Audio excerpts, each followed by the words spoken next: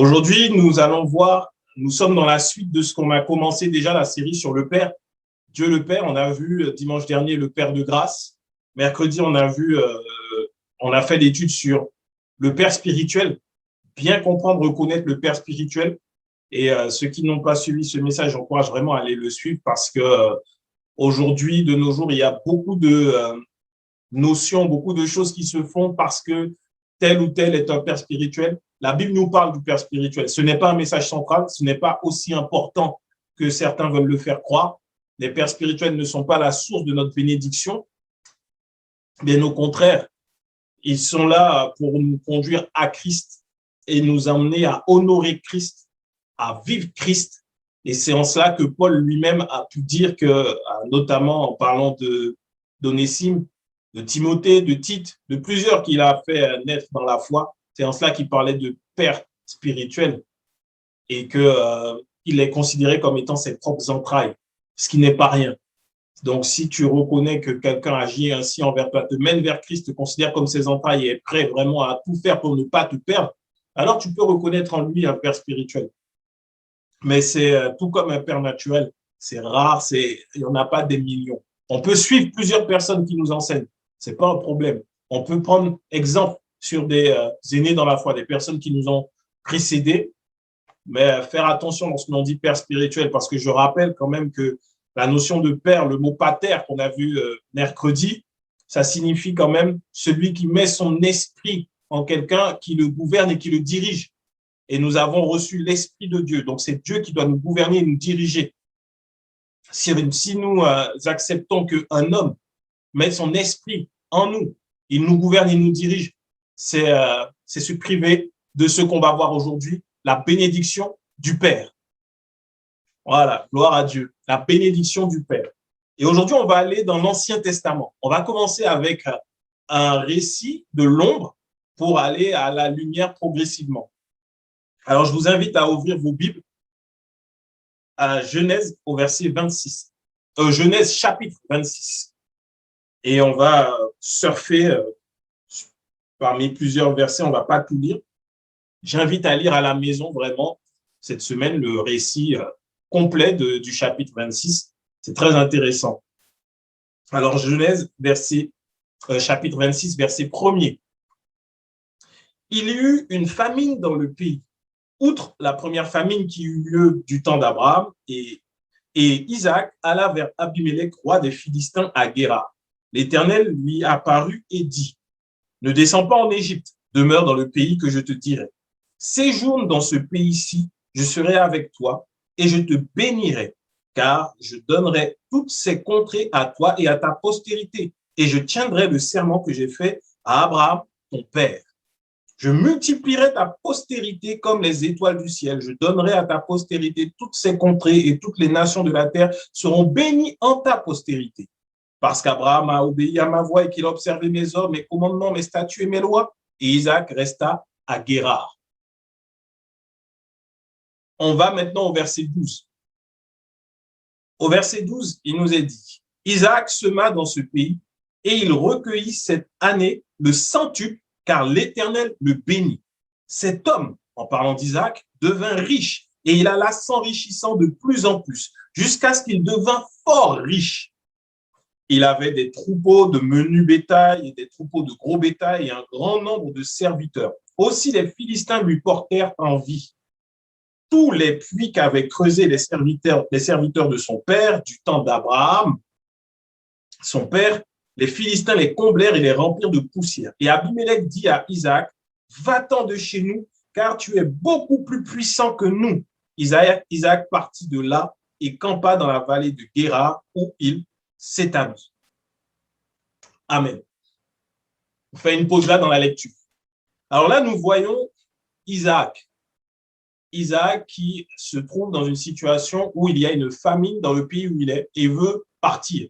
Il va aller ailleurs et le Seigneur dans le pays de Guérar lui dit non, non, ne bouge pas. Et lui dit au verset 3, séjourne dans ce pays-ci, je serai avec toi et je te bénirai car je donnerai toutes ces contrées à toi et à ta postérité. Isaac s'est retrouvé devant une situation de famine. En tant que père de famille, Sa femme avait déjà eu des jumeaux, Ésaü et Jacob. Et en tant que père de famille, il s'est dit qu'il doit donc mettre sa famille à l'abri du besoin du manque, ce qui est le rôle d'un père. Et Isaac va donc décider de partir. Mais alors qu'il voulait partir, le Seigneur va lui apparaître. Le Seigneur va lui dire de rester dans le pays. Et notons que ce que le Seigneur lui dit est extraordinaire. Je serai avec toi, je te bénirai. Et tout cela à cause du serment qu'il a fait à son père Abraham. Isaac marchait donc sans effort dans la bénédiction de son père Abraham. Parce qu'Abraham est appelé aujourd'hui le père de la foi parce qu'il a cru en Dieu. Et cela, la Bible nous dit, lui fut imputé à justice. Aujourd'hui, nous, en tant qu'enfants de Dieu, nous marchons dans la bénédiction du Père de Dieu. Dieu lui-même, le Père, nous marchons dans sa bénédiction. Et c'est ce que nous dit Éphésiens 1 au verset 3. Béni soit Dieu, le Père de notre Seigneur Jésus-Christ qui nous a bénis de toutes sortes de bénédictions spirituelles dans les lieux célestes en Christ. Alors aujourd'hui, il faut comprendre que là, dans cette histoire, nous sommes comme Isaac. Nous sommes comme Isaac. Nous marchons dans la bénédiction du Père que nous avons reçue par Jésus-Christ. Isaac, lui, c'était par Abraham.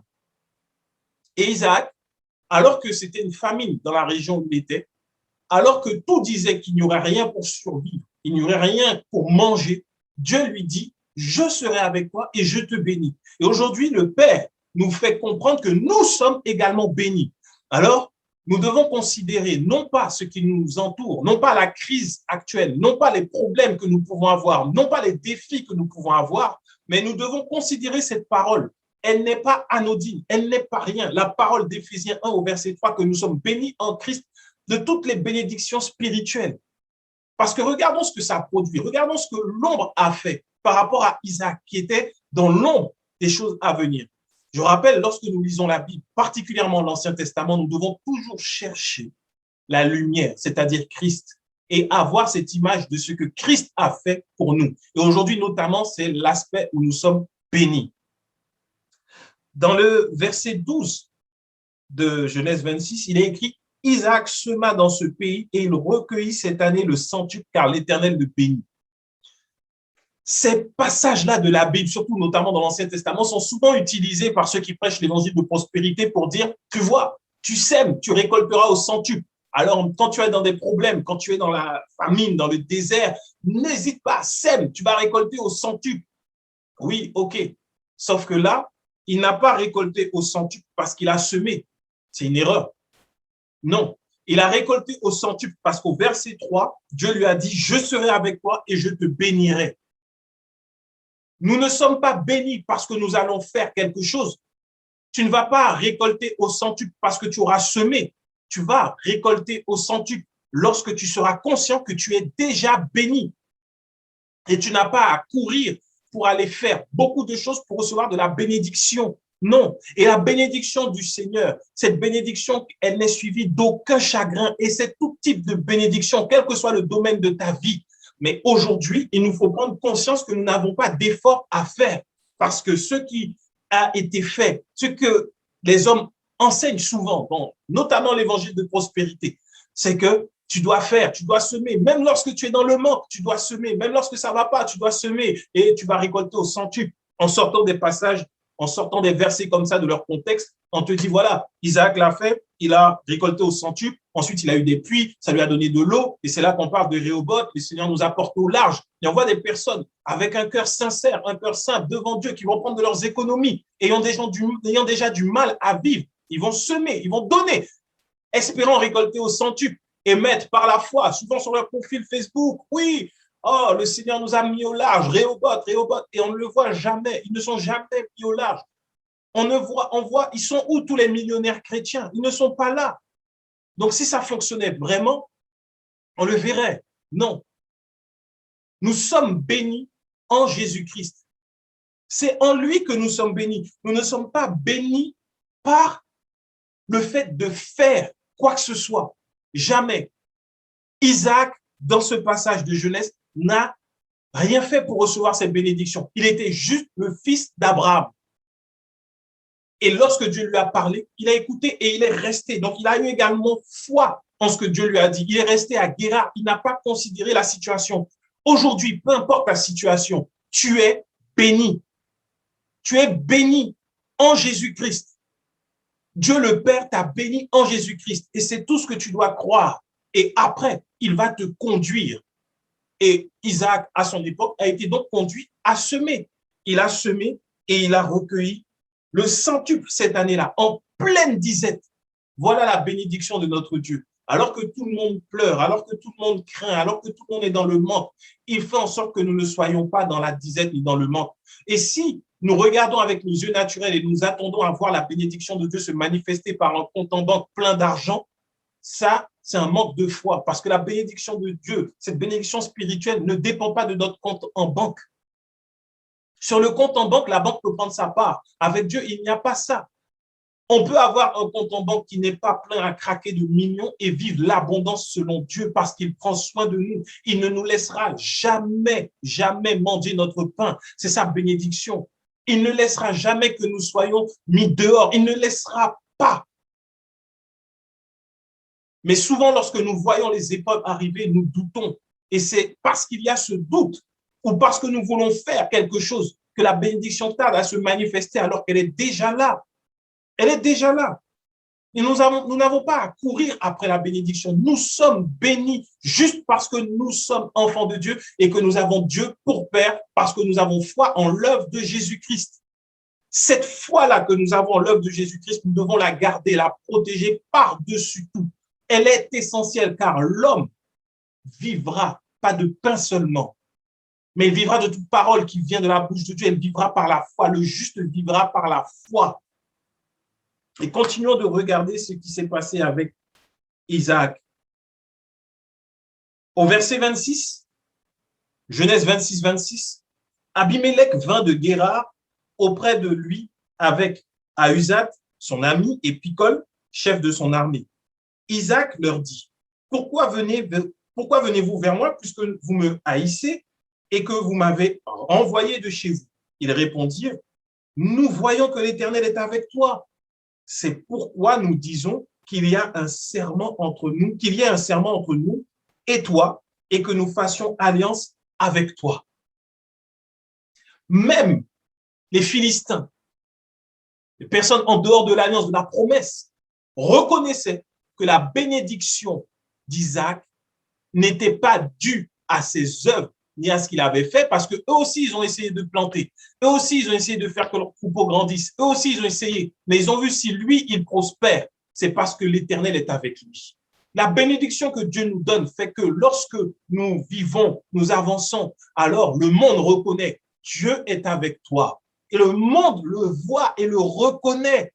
Cette bénédiction, elle est magnifique aujourd'hui. Alors que tous sont dans la crise, sont dans la peur, nous avons l'abondance de paix. Nous sommes dans le repos. Et là, le monde regarde et dit non, lui, s'il est dans la paix, alors qu'autour de nous, c'est ainsi. Forcément, il a quelque chose. Dieu est avec lui. Oh, je ne comprends pas. Il est au chômage. Elle est au chômage. Et il continue d'acheter des vêtements. Il continue de vivre. Personne ne l'a expulsé. Son loyer est encore payé. Mais comment ils font? Alors que le monde doit se compromettre, doit faire beaucoup de choses pour pouvoir continuer de serrer les deux bouts. Nous continuons. Ce n'est uniquement par la grâce de Dieu.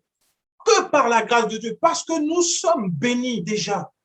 Ne cédons pas à la tentation de se laisser avoir par des hommes qui cherchent eux-mêmes à être bénis en disant « Venez, bénis-moi et tu seras béni ». C'est faux, c'est complètement faux. La bénédiction du Seigneur, elle est suffisante pour chacun d'entre nous.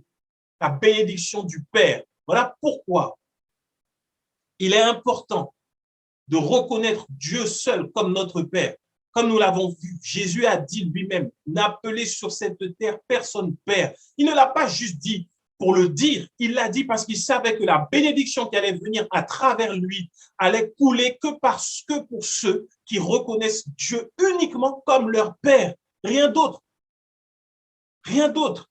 Alors oui, on peut avoir de la reconnaissance pour celui qui nous aura enseigné Christ pour nous faire connaître le Père, tout comme Jésus a fait, tout comme Paul a fait. Christ. Mais en dehors de ça, notre Père, celui que nous devons chercher, celui que nous devons rechercher dans la prière, celui que nous devons prier, celui après qui nous devons soupirer, ce Père-là, nous devons le chérir, nous devons rester connectés à lui parce que c'est de lui que viennent nos bénédictions. Et ces bénédictions vont faire que le monde va reconnaître et dire oui, certainement, Dieu est avec lui. Je ne connaissais pas Dieu. Je ne connaissais pas Dieu, mais j'avais entendu, j'avais vu des églises faire des choses. Mais toi, quand je vois ta vie, quand je vois ton calme, quand je vois ta paix, quand je vois ta joie, malgré qu'il y ait des disputes, qu'il y ait des défis, quand je vois ce par quoi tu es passé et que tu restes, tu tiens ferme et que tu as encore de la joie et de l'amour, waouh, je crois que toi, tu crois réellement en Dieu. Et le monde va rechercher ça. Le monde va le rechercher parce que c'est une richesse qui va au-delà des biens matériels. Au-delà des biens matériels. Ça me rappelle une histoire que mon pasteur, il y a des années, quand j'étais plus jeune, avant même, je crois, d'être baptisé, il prêchait, il nous avait raconté une histoire. Et il disait qu'il y avait, dans un village, il y avait deux personnes, un homme qui était riche et un homme qui était pauvre. Le riche n'était pas en Christ et le pauvre, lui, il était en Christ. Et le pauvre, toute la journée, il n'avait pas beaucoup. Il avait peut-être une chèvre et une petite maison, une petite hutte sur un bout de terrain. L'autre à côté était riche. Mais le pauvre, il passait ses journées et il chantait « Seigneur, je t'adore ». Toute la journée, il est en train d'adorer, de prier, de célébrer son Dieu. Il est dans la joie, il est dans cette communion avec son Père. Il mange ce que le Seigneur lui donne. En tout cas, il ne dort pas le ventre vide. Mais le riche qui était à côté, qui lui n'était pas en paix, en avait marre d'entendre ce malheureux à côté de lui, toujours dans la joie, toujours en train de chanter, ayant toujours des bonnes paroles pour les gens. Donc, ce qu'il a fait, il a dit, OK. Il est allé voir le pauvre. Il lui a dit, bon, voilà, je vais te donner maintenant 100 000 euros. Est-ce que tu peux les garder pour moi? Le pauvre malheureux dit, OK, il n'y a pas de problème, je peux te les garder. Et donc, il prend les 100 000 euros et il les met dans un coin de sa maison. Et maintenant, il les garde pour son voisin. Et c'est comme ça que progressivement, le riche a commencé à voir que le pauvre a arrêté de chanter. Le pauvre, il a arrêté d'être joyeux. Il rentrait très vite chez lui. Il fermait tout à clé. Il commençait à regarder, à scruter dans le voisinage dès que des gens approchaient de chez lui. Il était suspicieux et tout. Et donc là, le riche, il était content. Il s'est dit, ah, enfin, j'ai la paix. Ça y est, c'est bon, je l'ai eu. J'aurai plus jamais de problème. Je n'entendrai plus me casser la tête avec ses chants toute la journée, avec son rire là, on dirait un canard. Tout ça, c'est fini. Jusqu'au jour où le pauvre, il va chez le riche et il frappe à la porte et il lui dit bonjour voisin, tu sais quoi? Je vais te remettre ton argent parce que j'aime pas ça. Et le riche va lui dire mais pourquoi? Tu les gardes pour moi, c'est bien, tu me rends service. Mais il dit non, non. Parce qu'avec l'argent là que tu m'as donné, je ne peux plus adorer Dieu comme je voulais. Je reste le matin, je me lève, je ferme bien la porte de la maison. Je me dis, si quelqu'un rentre, il peut voler l'argent. Après, j'aurai des problèmes avec toi. Tous les jours, je rentre très vite. Avant, je passais du temps avec mes amis pour parler de Dieu et tout. Mais maintenant, je rentre vite pour être sûr que personne n'a volé ton argent. La nuit, je n'arrive plus à dormir parce que je me dis que des voleurs peuvent venir pour prendre l'argent. Alors, de grâce, s'il te plaît, reprends tes 100 000 euros et laisse-moi tranquille. Et il a rendu au riche son argent et il a retrouvé sa paix. Le trésor qu'il avait, il a retrouvé sa joie de vivre. Et il n'avait plus rien à faire que sa maison soit ouverte ou fermée. Il recommençait à adorer son Dieu. Il a retrouvé une joie même multipliée parce qu'il avait été débarrassé d'un problème. Bien souvent, et malheureusement trop souvent dans l'Église, et dans l'Église, on cherche à être béni juste financièrement et mépriser quelque part la bénédiction que nous avons par Jésus-Christ. Le Saint-Esprit répandu dans nos vies, où nous avons la joie, la paix, l'amour, nous avons la sagesse, nous avons la foi, nous avons la douceur, nous sommes en paix avec tout le monde, nous sommes heureux, nous n'avons pas des choses de grand prix, de grande valeur, mais nous pouvons être dans cette communion avec le Père tous les jours, qui pourvoit et qui subvient à nos besoins. Là, lorsque nous allons travailler, nous n'attendons pas sur le salaire d'un patron, mais nous comptons sur la grâce de Dieu. Dans tout ce que nous faisons, nous comptons sur sa grâce. C'est une bénédiction qui enrichit, qui est merveilleuse.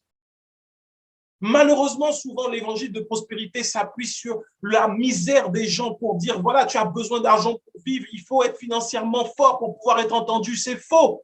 S'il fallait être financièrement fort pour être entendu ou pour être crédible dans ce monde, alors Jésus n'aurait pas été crédible, Paul n'aurait pas été crédible, Élie n'aurait pas été crédible. Ce n'est pas ça, c'est se perdre. C'est se perdre. Alors que nous avons une bénédiction extraordinaire avec Dieu, notre Père. Et si dans l'ombre, on a vu que Genèse 26, verset 13, on a vu que Isaac devint riche. Il alla s'enrichissant de plus en plus jusqu'à ce qu'il devint fort riche. Il a fait peur aux Philistins tant il était riche. Vous savez que là, cette richesse-là, ça préfigure juste l'évangile. L'évangile, alors, s'il y en a qui sont en Christ et qui sont riches, c'est bon aussi. Dieu n'est pas contre la richesse. Je ne dis pas que il ne faut pas avoir d'argent. Pas du tout. C'est très bien même. C'est très bien dès lors que l'on reste dans l'évangile. Mais en fait, cette richesse qu'Isaac avait préfigurait la richesse de l'évangile, la richesse de la grâce de Dieu. Lorsque tu es rempli de grâce, lorsque tu vis la grâce, alors, au fur et à mesure, les systèmes de ce monde vont avoir peur. Jésus-Christ a annoncé la grâce, a annoncé la vérité. Et il a été tué parce qu'il disait qu'il était fils de Dieu. Il a été tué parce qu'il a manifesté la bénédiction, la grâce de Dieu. Il n'a pas été tué parce qu'il était riche. Il n'a pas été tué parce qu'il avait une position élevée. Non. Paul également, il a fait peur aux gens parce qu'il était dans la grâce, dans l'évangile. Et aujourd'hui, la Bible nous dit que l'évangile, si l'évangile est voilé, il est voilé pour ceux qui périssent. Le diable, pour empêcher que le monde accourt vers Christ et aille dans l'évangile, il a mis un voile sur leurs yeux. Il a mis un voile pour qu'ils ne voient pas la richesse et la beauté de l'évangile. Réalisons que l'évangile est beau, il est magnifique. Aujourd'hui, nous avons une espérance, nous avons un avenir. Ce monde va être détruit, mais nous savons que nous serons enlevés avec Jésus-Christ et que nous vivrons pour l'éternité avec le Père dans sa joie. Fini les souffrances, fini la peine, fini. Waouh, gloire à Dieu, c'est ce qui nous attend, c'est ce qui nous arrivera. Dès lors que nous restons dans la foi en Jésus-Christ, c'est une bénédiction extraordinaire. Mais le diable est obligé de mettre un voile sur ça parce que en mettant ce voile-là, il fait que le monde considère les chrétiens comme étant des fous, considère les chrétiens comme étant des fanatiques religieux, et en permettant qu'il y ait des messages tronqués, des personnes qui racontent n'importe quoi sur le dos de l'évangile, ça fait que les hommes ont peur et vont au loin. Mais celui qui vit la grâce va être un message vivant sans même avoir besoin de dire quoi que ce soit. L'évangile est beau, il est magnifique. C'est le salut de l'humanité. Il est la lumière du monde au milieu des ténèbres. C'est l'évangile qui brille. Et quand tu reçois cet évangile, alors toi aussi, tu brilles, non pas parce que tu es quelque chose, mais parce qu'en toi, il y a quelque chose d'extraordinaire, la lumière de la parole de la vérité. Cet évangile-là fait que quand tu es dans la grâce, quand tu es dans la vérité de Dieu, dans cette bénédiction du Père, alors le monde va avoir peur.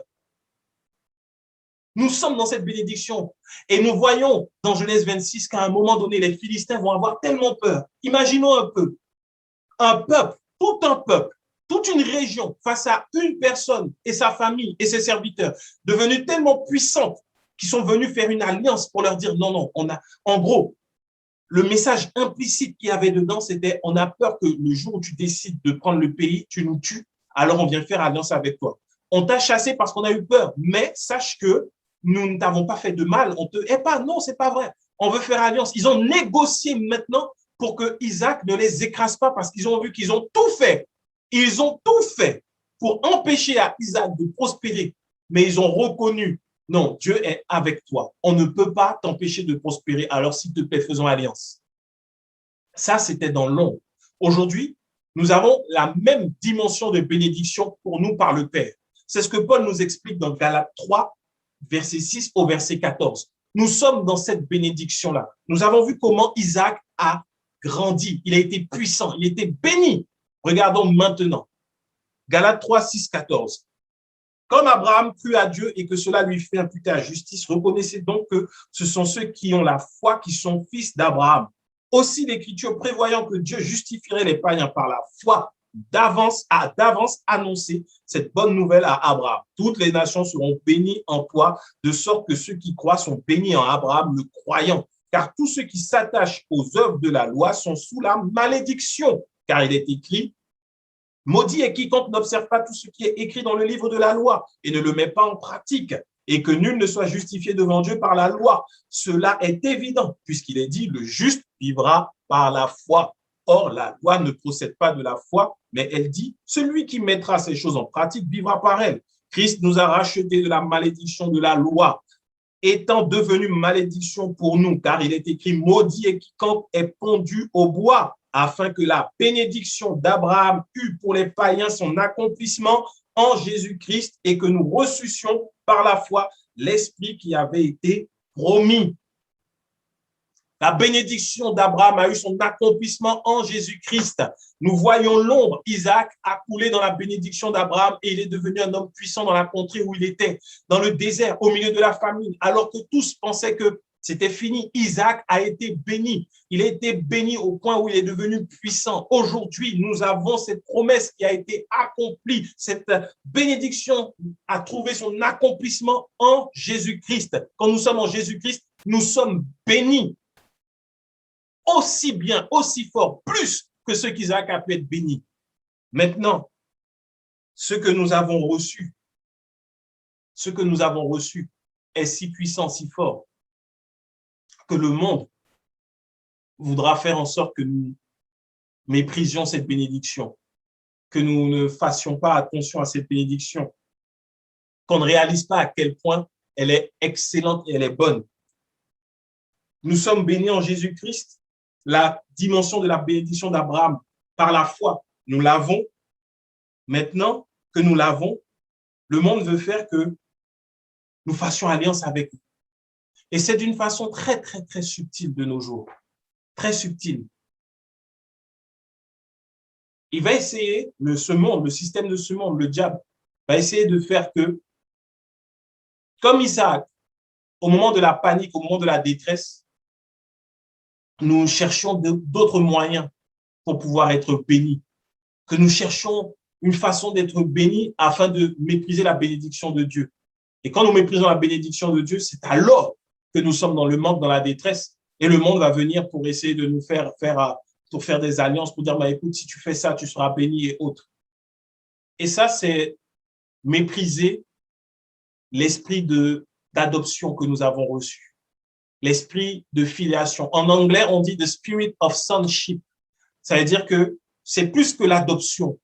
L'adoption, c'est faible à côté. Nous recevons l'esprit de façon littérale pour être un fils de Dieu, un enfant de Dieu. C'est en étant enfant de Dieu que nous sommes bénis en Jésus-Christ.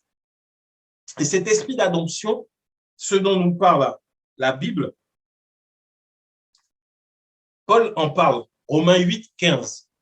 Romains 8 au verset 15. Et vous n'avez point reçu un esprit de servitude pour être encore dans la crainte, mais vous avez reçu un esprit d'adoption par lequel nous crions Abba, Père. C'est par le Saint-Esprit que nous pouvons dire à Dieu notre Père. Et lorsque nous disons Abba, Père, ça résonne puissamment dans le monde spirituel parce que nous disons à tous, au monde spirituel, que notre Père, notre source, notre origine, c'est Dieu. Et dans le monde spirituel, ceux qui sont enfants de Dieu sont intouchables parce que nous sommes en Jésus-Christ. Maintenant, Paul, il est intéressant, dit que nous n'avons pas reçu un esprit de servitude pour être encore dans la crainte. Voilà ce qui vient faire que parfois, cet esprit d'adoption que nous avons reçu par le Saint-Esprit, en fait, nous pouvons le minimiser, le mépriser, le mettre de côté, la crainte. Si Isaac avait écouté sa crainte en disant non, non, non, Seigneur, tu vois, ici, c'est la famine. Plus personne ne mange, le bétail meurt. Je vais en Égypte, je vais trouver là-bas du repos. S'il n'avait pas écouté Dieu, il n'aurait pas été béni. Et souvent, trop souvent, l'ennemi utilise nos peurs pour nous faire faire ce que Ésaü a fait avec Jacob. Qu'est-ce qu'Ésaü a fait? Ésaü a vendu son droit d'aînesse. En étant en Jésus-Christ, en étant en lui, nous avons le droit d'aînesse de Christ. Christ est le premier-né, il est le fils aîné d'entre plusieurs et nous sommes en lui.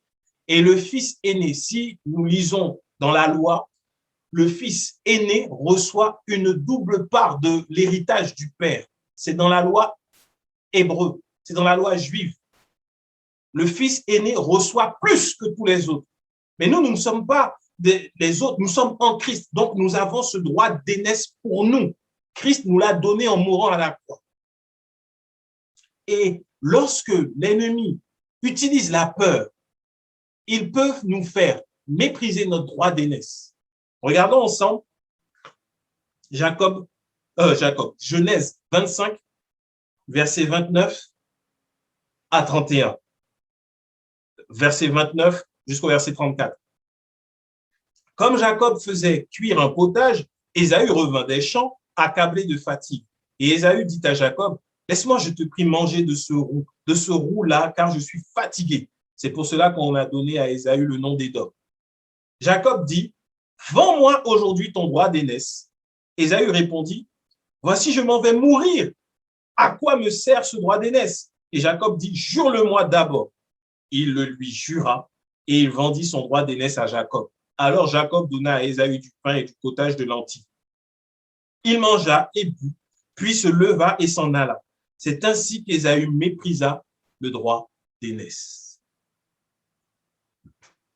Waouh, c'est terrible ce passage. À noter que c'est Genèse 25 et il précède Genèse 26. On dira logique, tu as fait l'école, 25 après 26. Oui, mais ce qui se passe dans Genèse 25, c'est la fin de Genèse 25. On voit qu'Ésaü a méprisé son droit d'aînesse, son droit de fils aîné, le droit à la bénédiction, et que Jacob, après l'ayant reçu, on voit Jacob qui est visité par Dieu au moment de la famine et qui vit la bénédiction. Peut-être que si Ésaü n'avait pas méprisé ce droit d'aînesse, on aurait parlé de Ésaü qui partait et toute sa famille et ils auraient été bénis. Mais c'est Jacob qui a récupéré ce droit d'aînesse. Comment le diable fait pour que nous puissions mépriser notre droit d'aînesse que nous avons en Jésus-Christ, mépriser la bénédiction que nous avons du Père? Tout simplement, regardez, Ésaü est revenu, il était fatigué. La Bible ne nous dit pas qu'il était sur le point de mourir, mais il était tellement fatigué, il avait tellement faim et soif que lorsque son frère lui dit « Vends-moi ton droit d'aînesse », il dit « Mais je suis sur le point de mourir », chose qui est complètement fausse. Voilà comment le diable travaillera. Il mettra des situations devant nous. Les huissiers qui viennent frapper à notre porte. Le salaire qui prend du temps pour être viré. Des difficultés. Et dans cette difficulté, gardons-nous de dire « Mais je suis sur le point de mourir ». Qui te l'a dit? Personne. Dieu est pour toi. Tu es enfant de Dieu. Il ne t'abandonnera jamais. Il ne laissera pas que tu meurs ainsi. Et parce que la peur de mourir a envahi Ésaü, il a vendu son droit d'aînesse. Il l'a méprisé. Le droit à la bénédiction, il l'a méprisé. Cette histoire est terrible. Aujourd'hui, beaucoup de chrétiens, d'enfants de Dieu, parce qu'il y a un problème à un moment donné de leur vie, méprisent leur droit d'aînesse et se laissent séduire par des hommes qui disent « Viens te mettre sous ma protection et alors tu seras béni. Viens, moi j'ai la vérité. Les autres, c'est des menteurs. Tu seras béni. Moi, j'ai l'explication de tes songes. Moi, je suis véritable prophète, véritable apôtre, véritable pasteur. Moi, j'ai tout. Moi. Et jamais Dieu, Jésus-Christ. Mais parce qu'il y a en face un peuple qui a faim, qui a soif, faim de la parole, soif de Dieu, mais que devant cette situation, ne connaissant pas Dieu, ils pensent qu'ils vont mourir. Ils vont se livrer entre les mains d'hommes méchants, la Bible nous dit, de mercenaires, de loups déguisés en agneaux. Alors leur droit d'aînesse leur est volé. Et la bénédiction qui devait être leur partage, au final, ils ne la reçoivent pas. Et ils sont et deviennent esclaves de ces hommes à qui ils décident de donner leur droit d'aînesse. Juste parce que, à un moment donné, une épreuve est venue. Mais c'est dans l'épreuve que ce droit d'aînesse, cet esprit d'adoption de Dieu est là pour nous faire dire « Abba, Père, papa, j'ai besoin de toi. Papa, je suis là. » Voyez un enfant, lorsqu'un enfant a un problème, lorsqu'un enfant, je le vois souvent avec mes enfants qui jouent, et même quand ils jouent, des fois, l'une attaque l'autre, et elle crie « Papa, papa, maman ». Et il n'y a pas d'explication, il n'y a pas d'autre mot. L'Esprit de Dieu vient en nous pour nous faire dire « Abba, Père ». Comme un enfant qui crie « Papa », qui crie « Maman », qui dit seulement cela. Et nous sommes toujours attentifs en tant que parents, lorsque notre enfant dit « Maman, papa », nous sommes attentifs à son cri pour savoir est-ce que là il joue, est-ce que là il est en danger, est-ce que là il a faim, est-ce que là il a soif. Voilà pourquoi nous avons cet esprit de filiation, cet esprit d'adoption, pour que nous puissions dire « Abba Père », que nous ayons le droit, la liberté de dire « Papa », peu importe la situation, dis seulement « Papa » et papa va répondre. Dans le nom de Jésus, papa répondra toujours. Mais lorsque dans la situation, ta réponse c'est « Allô, pasteur, je suis mal », et le pasteur va répondre, va agir. Ta source, c'est qui? Nous n'avons qu'un seul Père, c'est Dieu. Et il n'y a que lui qui soit capable de nous bénir. Lorsque dans nos problèmes, dans nos difficultés, les hommes nous ramènent à eux, à leur puissance, à leur pouvoir, à leur capacité, alors nous sommes en train de nous faire voler notre droit d'aînesse, qui est ô combien important. C'est notre bénédiction, celle qui n'est suivie d'aucun chagrin. Parce que le danger, c'est que lorsque un homme a pris ainsi ton droit d'aînesse, la Bible nous dit que Jacob a assujetti son frère. C'était déjà annoncé avant, lorsque la mère était enceinte, que les jumeaux se cognaient dans le ventre.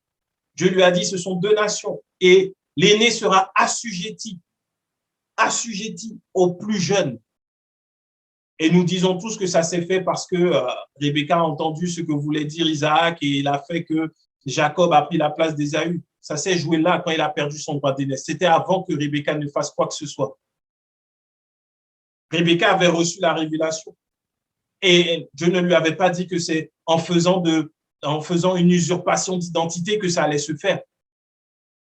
Dieu savait déjà que Ésaü allait mépriser son droit d'aînesse. Et parce qu'il avait méprisé son droit d'aînesse, il n'a pas eu la bénédiction. Et son jeune frère l'a assujetti.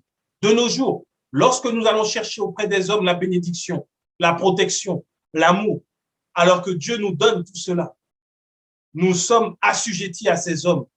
Et c'est ainsi qu'ils font ce qu'ils veulent de nous.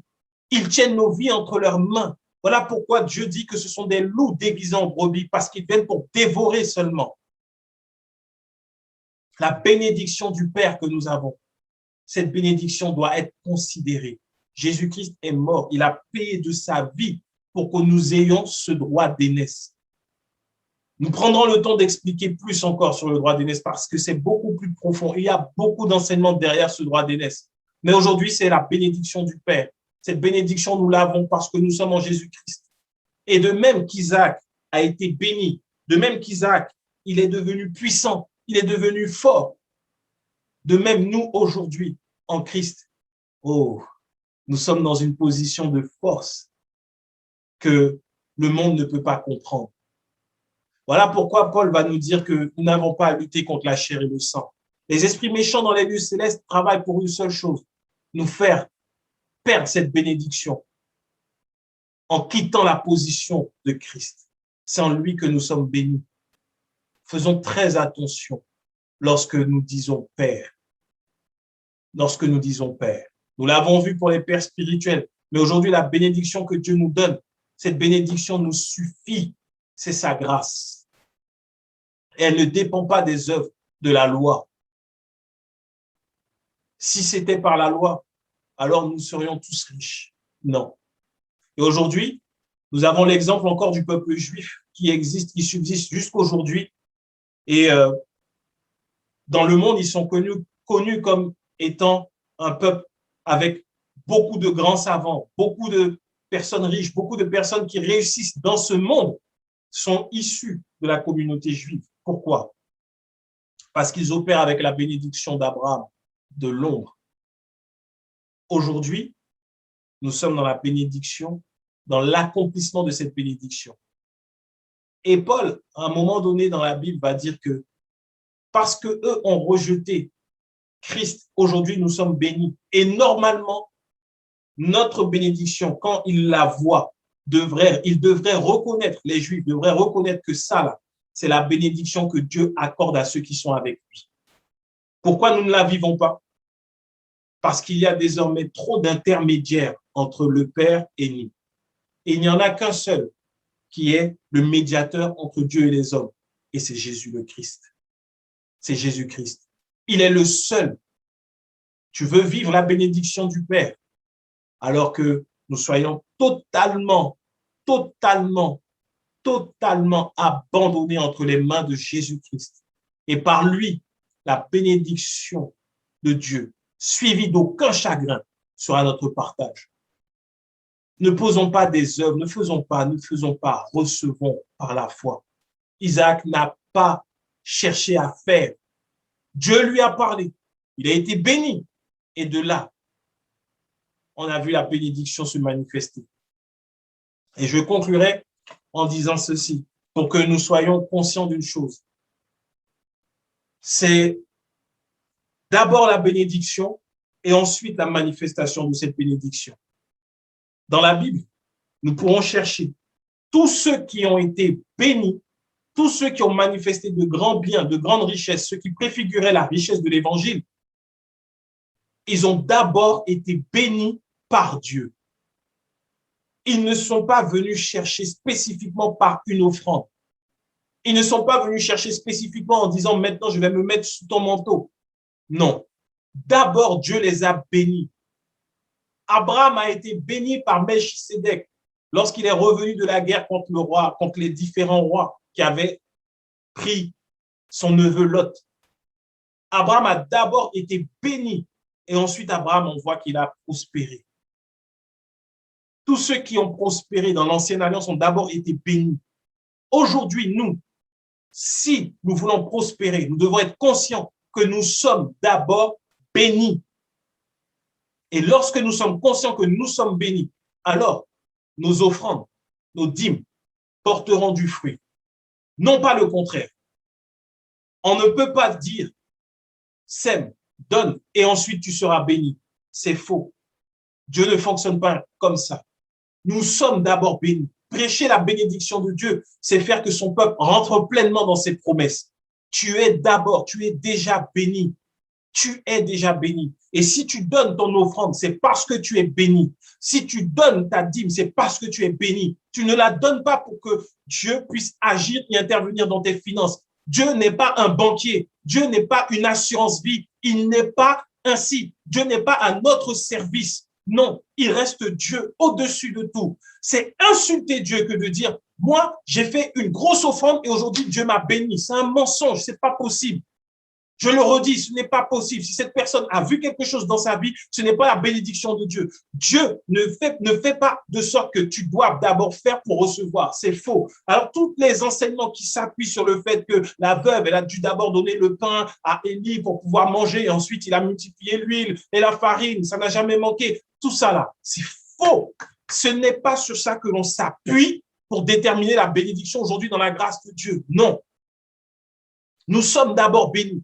Pourquoi? Parce que Jésus-Christ, en mourant à la croix, il s'est fait malédiction afin que nous soyons bénis. C'est de là que part notre bénédiction. Et quand nous y croyons, alors tout ce que nous pourrons faire en termes d'offrande, en termes de semences, sera une source de bénédiction dans nos propres vies. Parce que nous n'allons pas dire, moi je donne parce que Dieu, je veux qu'il sécurise mes finances. Non, nous allons le faire parce que nous voulons témoigner que Dieu nous a bénis. Et c'est ce qui s'est passé avec Isaac dans Genèse 26. C'est parce qu'il était béni, parce que cette bénédiction a été visible, parce qu'il s'est vu, les hommes ont dit, nous reconnaissons que Dieu est avec toi. Nos finances ne servent pas à ce que nous soyons en sécurité avec Dieu. Nos finances également servent à rendre gloire à Dieu. Et c'est parce qu'il nous a bénis que nous donnons de nos finances. C'est parce qu'il nous a bénis en Jésus-Christ de toutes les bénédictions dans les lieux célestes que nous donnons nos finances. Ce n'est pas pour être bénis, mais c'est parce qu'il nous a bénis d'une bénédiction particulière. Christ, il s'est fait pauvre de riche qu'il était, afin que nous soyons enrichis. C'est déjà produit, ça s'est déjà produit. Ce qui cause la pauvreté aujourd'hui des croyants, c'est parce que nous sommes encore dans cette mentalité légaliste. Nous voulons faire pour recevoir, alors qu'en Christ, dans la foi, par la grâce, tout a déjà été accompli et donc nous recevons. Si nous ne recevons pas, c'est parce que notre foi n'est pas fixée sur Jésus-Christ. Ce n'est pas parce que nous ne donnons pas assez, c'est faux. Pendant des années, j'ai donné, dans le but d'avoir la protection, d'avoir l'abondance, d'avoir la richesse. Ça ne s'est jamais manifesté, jamais. C'est comme si je creusais un puits dans mes propres finances et c'était toujours à moins. L'eau ne jaillissait jamais. J'ai fait tout type d'offrandes. avec foi, avec zèle, avec obéissance, sacrifice, me mettre à découvert. Ça n'a jamais été comblé. C'était de la folie. C'est de la folie. Nous avons reçu en Jésus-Christ. Nous avons reçu. Et c'est ainsi que nous voyons. Et ce passage, on en parle rarement. C'est ainsi que Jésus disait que cette vieille dame, lorsqu'elle est allée mettre de l'offrande, elle a mis quelques pièces à l'offrande. Il a dit, cette dame-là, elle a donné plus, elle a donné de son nécessaire. Pourquoi? Elle ne donnait pas pour être vue, elle ne donnait pas pour recevoir, elle donnait par reconnaissance parce qu'elle était reconnaissante envers son Dieu. Et Jésus a dit que son offrande était agréable. Alors ceux qui veulent faire de grosses offrandes, montrer, ce n'est pas la bénédiction de Dieu, non. La bénédiction de Dieu se manifeste dans nos vies et ensuite nous lui rendons la gloire en donnant, en semant, en étant généreux, en rendant gloire à Dieu. On ne va pas faire pour dire, voilà, tu vois, parce que j'ai fait une offrande sacrificielle, parce que j'ai participé à telle alliance, parce que j'ai fait telle chose. Aujourd'hui, Dieu m'a visité et donc je veux te bénir en retour. C'est faux. Regardez là le danger. On a vu dans Genèse 26. Les Philistins vont venir et demander quoi à Isaac? Une alliance. Une alliance. Quand nous sommes bénis en Jésus-Christ, le monde va essayer de venir et de nous faire des alliances. De la même manière que lorsqu'Abraham a quitté, il a gagné, le roi de Sodome est venu le voir pour lui dire, tiens, prends de l'argent. Mais Abraham a dit, non, je refuse. Pourquoi? Parce qu'il avait été béni par le sacrificateur du Dieu très haut, par Melchisédek. Et il a dit, je ne prendrai même pas un seul lacet de toi, de peur que tu dises que tu as enrichi Abraham. Abraham savait que sa bénédiction venait de Dieu et qu'elle n'allait pas venir des hommes. La bénédiction que nous avons auprès de notre Père, faisons attention. Le monde voudra nous faire des alliances pour que nous puissions la perdre. Et ce qui est triste, ce qui me fait mal au cœur, c'est que de nos jours, dans l'Église, on appelle les chrétiens à faire des alliances en donnant beaucoup d'argent pour pouvoir être bénis en retour. On est en train de leur priver de leur bénédiction. On est en train de leur priver de leur substance. Pourquoi? Parce qu'ils sont réellement bénis et que ces hommes ne sont pas bénis et ils veulent montrer qu'ils sont bénis. Nous sommes bénis parce que nous sommes enfants de Dieu. Nous ne sommes pas bénis parce qu'on aura donné. Christ a donné sa vie pour que nous puissions recevoir en retour l'abondance de la grâce, l'abondance de paix, l'abondance dans tous les domaines.